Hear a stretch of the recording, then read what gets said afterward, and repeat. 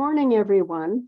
I'm Dr. Cheryl Jess at the Taylor Institute for Teaching and Learning at the University of Calgary. And thank you for joining us today for the third session of Making Sense of Student Feedback. And the topic today is bias in feedback. I'm very pleased to welcome Dr. Jason Wiens, Kenna Turner, and Dr. Fouzia Usman to the presentation, and they'll introduce themselves when they get to their sections of the PowerPoint. I'm the moderator for this session, and it is hosted by the Taylor Institute for Teaching and Learning. We'd like to take this opportunity to acknowledge that the University of Calgary, located in the heart of southern Alberta, we both acknowledge and pay tribute to the traditional territories of the peoples of Treaty 7, which include the Blackfoot Confederacy, comprised of the Siksika, the Piikani and Kainai First Nations, the Tsuut'ina First Nation, and the Stoney Nakoda, including Chiniki, Bearspaw, and Stoney First Nations. Good Stoney First Nations. The city of Calgary is also home to Métis Nation of Alberta, Region 3. So I'm going to turn this over to Jason, Kenna, and Fouzia for the next 50 minutes, 50 minutes, for their talk on bias in student feedback. So thank you again for participating today. Thank you, Cheryl, and good morning, everyone. So I'm Jason Wiens. I'm a professor in the teaching stream in the Department of English in the Faculty of Arts. Cheryl asked me to take part in this webinar in part because last year I served on the University of Calgary USRI working group in my role as acting associate dean, teaching, learning, and student engagement in the Faculty of Arts. The working group was tasked through a process of consultation with faculty and staff with developing a series of recommendations for the creation of a new instrument for assessing teaching and learning at the university. The final report was approved by GFC in March of 2022. I'm trying to get this to advance. There we go. So I thought I would begin by sharing with you some of the relevant text from that document, which addresses issues of bias in student assessment of teaching in order to frame our discussion today before handing things over to Kenna and Fouzia. So this is some text from the University of Calgary USRI Working Group recommendation report. Throughout the consultations, we heard concerns that the USRI instrument and faculty forms were not designed to minimize or mitigate bias, especially for those who were early career, those who took risks and introduced new and innovative teaching approaches, those who taught controversial course topics, and those who identified as belonging to equity-seeking or deserving groups. Participants shared statements such as much power is given to a very flawed instrument, and the USRI is not measuring what is important and is not useful in terms of how to improve student learning experiences. Consultations revealed that some academic staff routinely received inappropriate, disrespectful, harmful, racist, and gendered comments from students through the faculty forms. One participant said, "Students feel free to be racist, sexist in them," a concern echoed by many. Another statement reflected many participants' concerns that there was no accountability and responsibility for student comments, and that students often commented on non-instructional factors related to the personal characteristics of the instructor. And this working group recommendation report, of course, was sent out last year after it was approved at GSC, and it's now available through the Provost website. If you just Google the title of it, it'll take you to a PDF.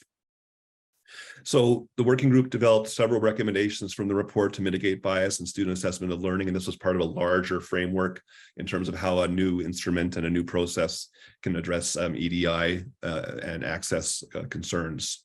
So 4 recommendations, action items. First, ensure the questions within a new student feedback system are designed to mitigate opportunities for bias, i.e. questions that focus on learning experiences rather than course instructor traits. And that's a theme overall in the working group report, that whatever new instrument is developed, it should not be asking necessarily to assess the instructor, but to assess the learning experiences in the course. The second action item, ensure expertise from the Office of Equity, Diversity, and Inclusion is on all committees and teams overseeing the development and implementation of all aspects of a new system. Third, provide training and professional learning opportunities for those responsible for administering and using student feedback, which would include deans, department heads, tenure, promotion, and merit committees, on how to address bias, racism, and harassment, as well as how to support academic staff who are affected. Ensure expertise from the Office of Equity, Diversity, and Inclusion is involved in the development and offering of educational opportunities. And then finally, the fourth action item, develop communications, education, and training materials that includes information on mitigating bias and feedback and on addressing bias and harassment if identified in feedback, and commit to revisiting those needs with community support on an ongoing basis. And I think today's webinar is in part of an implementation of that fourth action item. So now over to Kenna, who will share with us more about what we know about bias in evaluations. Kenna. Thanks. So we're going to talk about all manner of bias in student evaluations of teaching. But I think it's important to remember that we want to center the experiences of those that are most frequently targets of bias and discrimination at both individual and structural levels.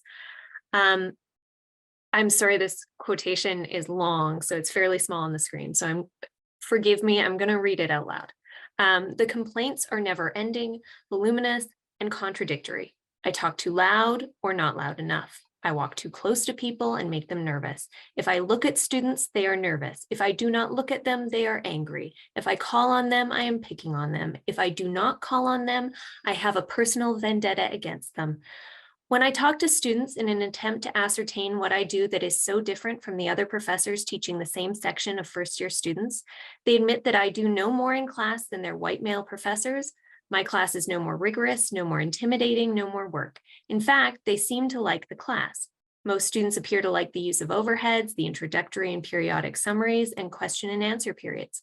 The only difference appears to be that I am a Black female. So keeping that in mind, we're going to look at what some of the literature tells us about what we know about bias in evaluations. So we know that although commonly used in promotion and tenure processes, student evaluations are impacted by a variety of biases. There's an abundance of research showing in academics gender, ethnicity, language, perceived sexual identity, age, or visible disabilities can all be targets for bias that show up in student evaluations. Dr. Usman is going to explore race, ethnicity, and gender bias in more depth shortly. In prospective evaluations by students of faculty members that might be hired, faculty members without disabilities were rated more highly than those with disabilities. And generally what they have found is that ethnicity, sexuality, age, and disability,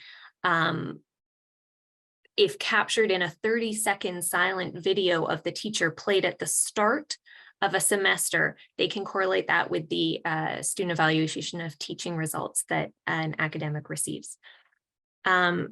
We also know that SETs are significantly impacted by student demographics. So in Tucker's 2014 study of 43,000 course evaluations, they found that across every discipline and course evaluated, and regardless of teaching staff, women students submitted evaluations of teaching that were overall more favorable by 2%. And the standard level of positive SAT score increased by as much as 6% when completed by international students, students from older age groups, external students, and students with higher grade point averages. That student demographics alone can make such a significant difference between 2 and 6% in SAT results. That's a significant finding. We also know that there are problems in the qualitative comments, so they can be particularly stacked with bias with significant evidence of racism and sexism. And an additional point of consideration is that qualitative comments tend to be highly contradictory, as was captured in the quotation that I just read. If we can move to the next slide.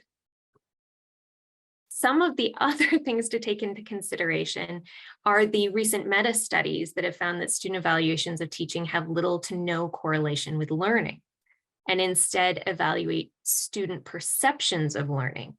And so student evaluations of teaching should be approached very carefully if being used for performance evaluation of faculty members, and particularly for faculty who identify as members of equity deserving groups. It's now generally acknowledged that different aspects of courses will influence course evaluations, with higher level courses receiving significantly higher evaluations than introductory and general courses. The subject of courses has a significant impact on evaluations. If equity deserving and early career faculty are assigned to teach less popular, mandatory, and or introductory courses, this can have a significant impact on their teaching evaluations. In a Benton et al. Study from 2012, they found class size to be a major factor.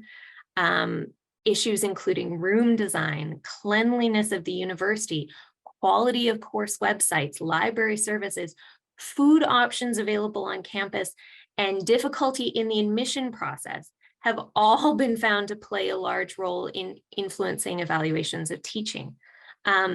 Student comments in teaching evaluations reveal significant discomfort with race-based and gender-based topics as well, which is particularly problematic for faculty members who identify as members of equity-deserving groups, as they are more likely to teach what might be identified as social justice content.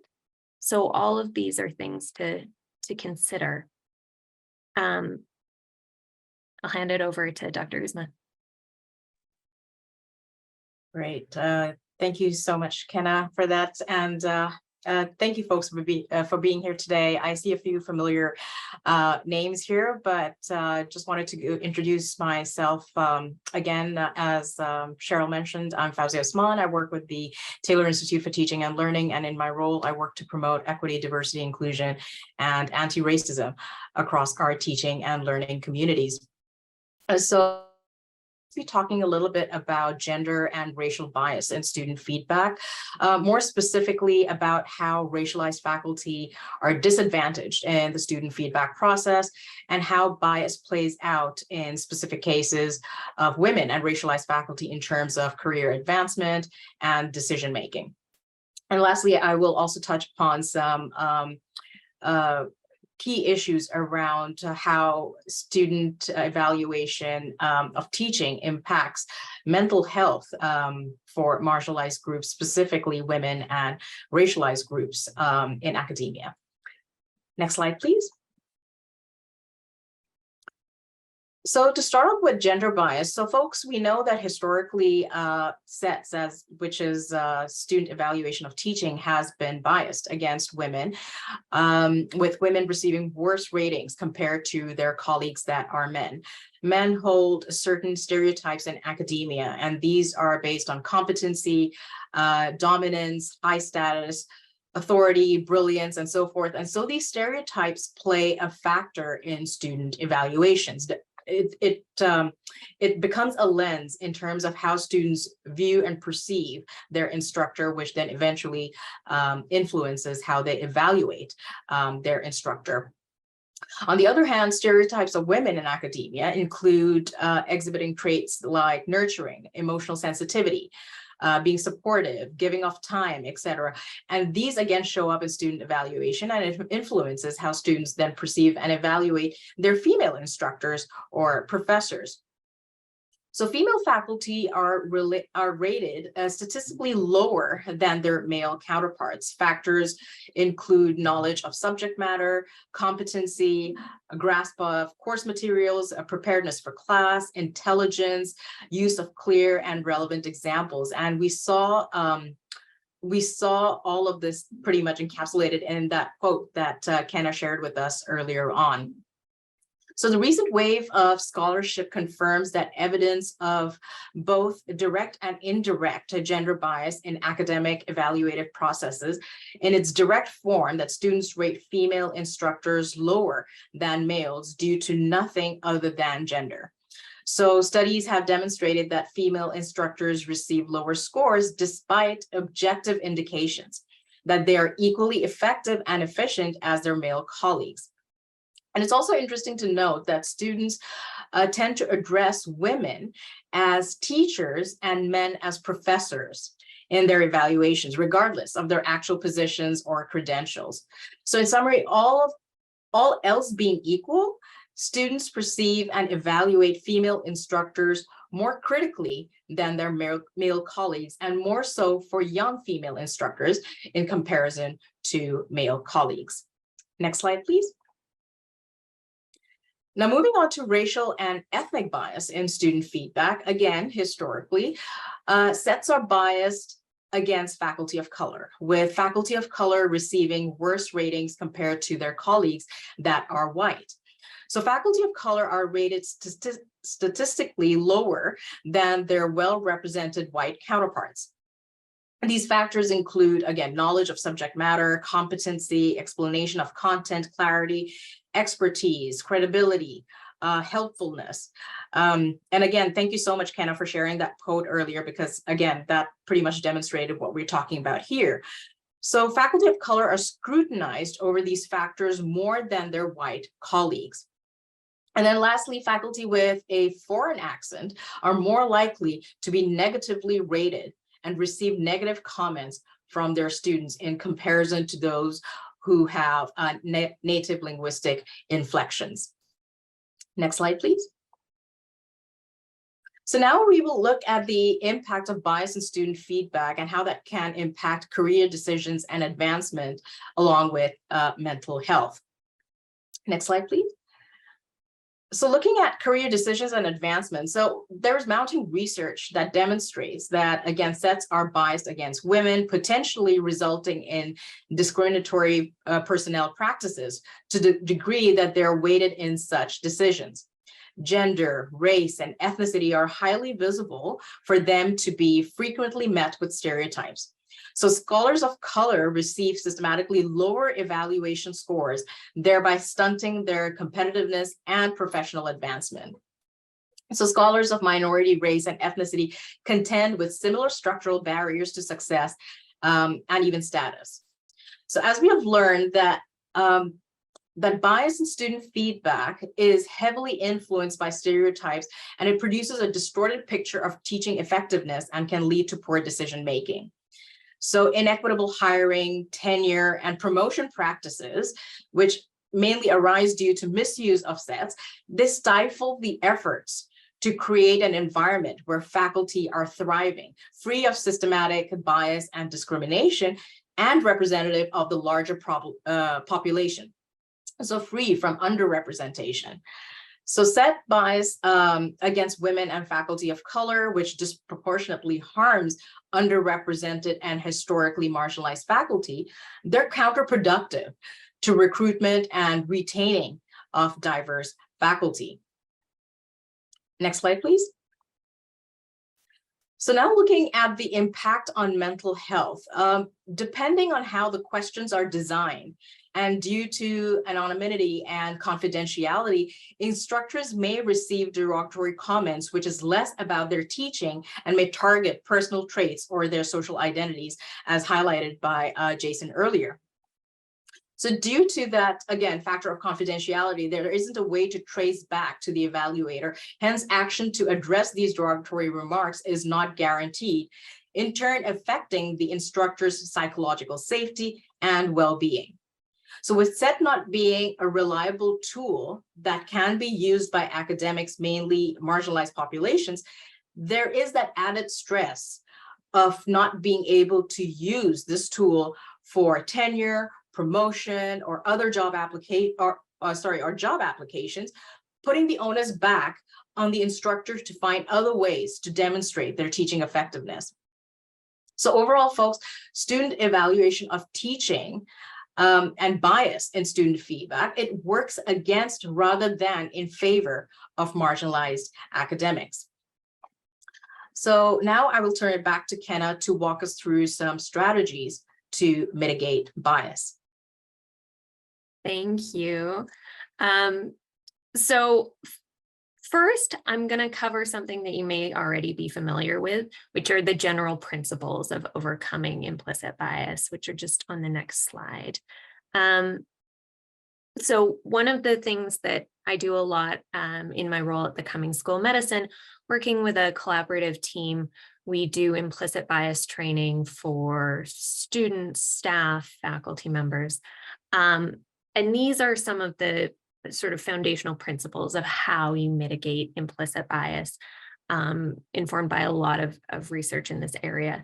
So the first piece is people have to be aware that bias exists. And so this can often come from drawing attention to research that people may not have been aware of, but also conversations like Dr. Usman was just having by describing the impacts and letting people know how it feels and what the outcomes are of bias.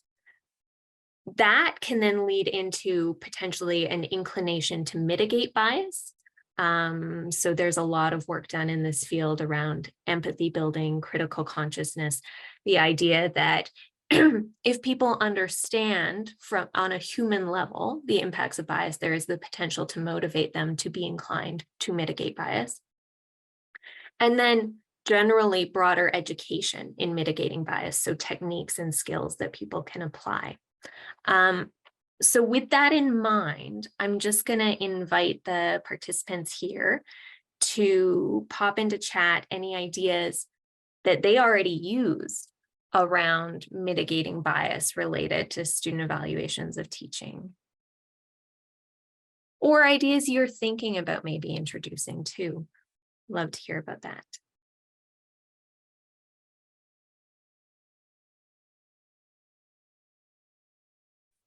So I can't see the chat while I'm sharing my screen, but Cheryl, so if you see anything that you'd like to share, please do in the chat, that is. Yeah, for sure.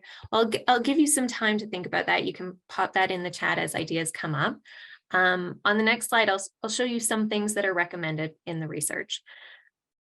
So the first is simply talking to students about bias, introducing the idea that implicit bias exists, not talking about it from a shame or a guilt perspective, but talking to students about it in terms of, like, we have a lot of data that demonstrates that this happens in student evaluations of teaching, and using that to just sort of frame their perspective when they're going about starting the evaluation of teaching process.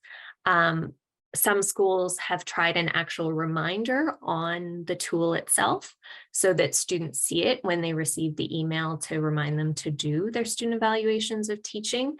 There's not enough research on this to demonstrate if talking to students is more successful, but there is some early suggestion that that might be the case, talking one-on-one with your students as the professor could be more useful.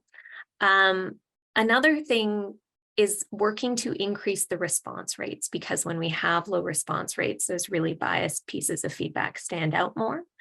And one of the ways that you can go about that is clarifying the purpose of evaluations. So letting them really understand what they're there for.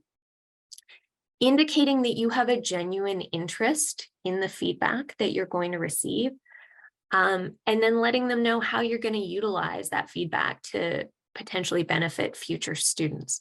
So understanding the entirety of the process and knowing that you as an educator are genuinely invested in that process may have some potential benefit in mitigating mitigating bias in evaluations.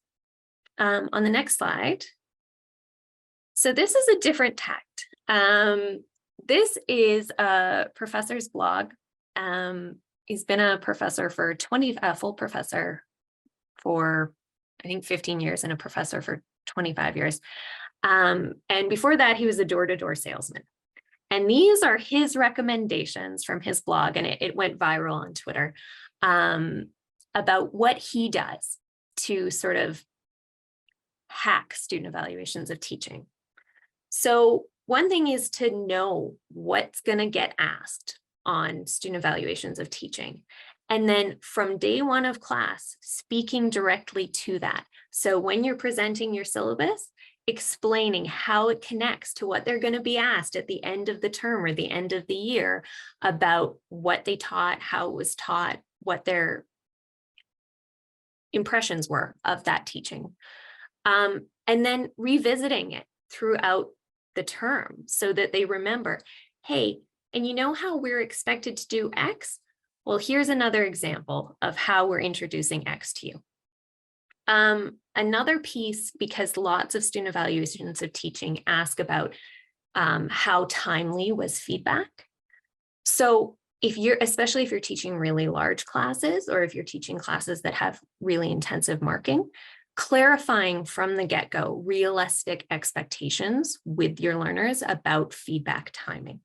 So having those conversations about, like, okay, there's 40 of you, or okay, there's 80 of you, and this is what, detailed feedback involves. And so this is approximately the amount of time, because if they have those expectations from the beginning, it's easier for them to understand, okay, yeah, that was a reasonable amount of time.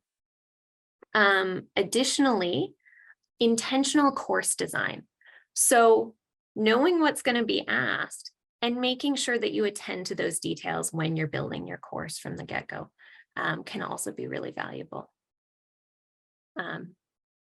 Oh, thanks, Cheryl.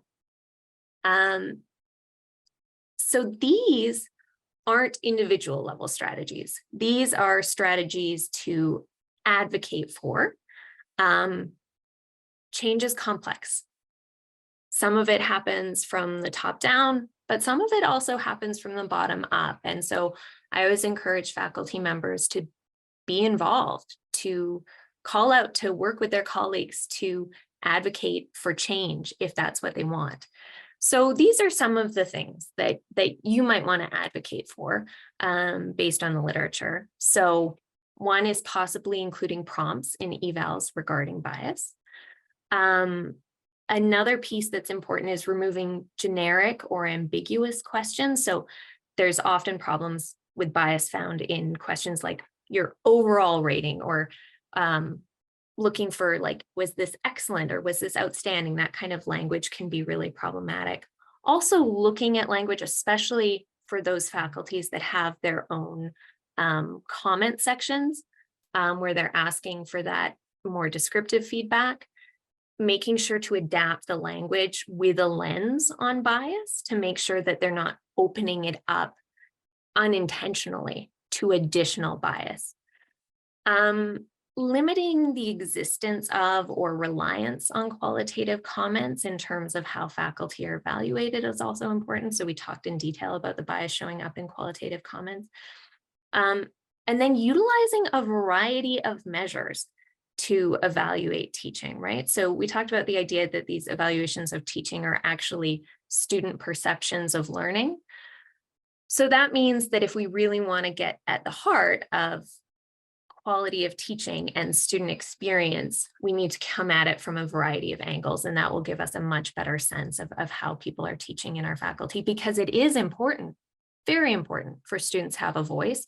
And I'm a staff member, but I'm also a student. And so I certainly use these to provide feedback that I want to get across so that future learners have the benefit of my experience and of the experience of my classmates. But we also want that feedback, those measurements to be accurate. And then additionally, explicitly incorporate what we know about bias into frameworks for merit and promotion.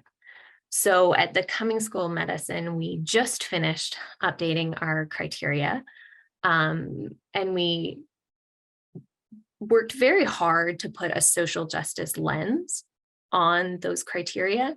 So that included building an equity framework that's part of the criteria to alert people who might be serving on committees to the issues and bias that can show up in a variety of areas when we're evaluating people for promotion or tenure, but including student evaluations of teaching. So there's a two-part section in that framework on that, and a large number of people were involved in making that happen. And it was just passed with a couple of minor tweaks at Faculty Council last week. So we're very excited about that. But that is something as faculty members that you can advocate for within your own faculties. So I think that could be of value as well. I'm trying to, I know we started late, but I'm trying to keep to time. And I think we're there. Thank you. So we're going to formally conclude. This is our third webinar in the Making Sense of Student Feedback series. And on behalf of the Taylor Institute for Teaching and Learning, we thank you for joining us today. And thank you for your patience in getting the Zoom link. I'm glad you were able to join us. And a big thank you to Dr. Jason Wiens, Kenna Kelly-Turner, and Dr. Usman for your expertise, sharing your presentation, your experiences on student engagement and student instruction, student feedback on instruction, and bias in feedback. So we appreciate that. The slides will be available to you, and also the video recording will be posted on the Taylor Institute for Teaching and Learning. So thank you again for participating.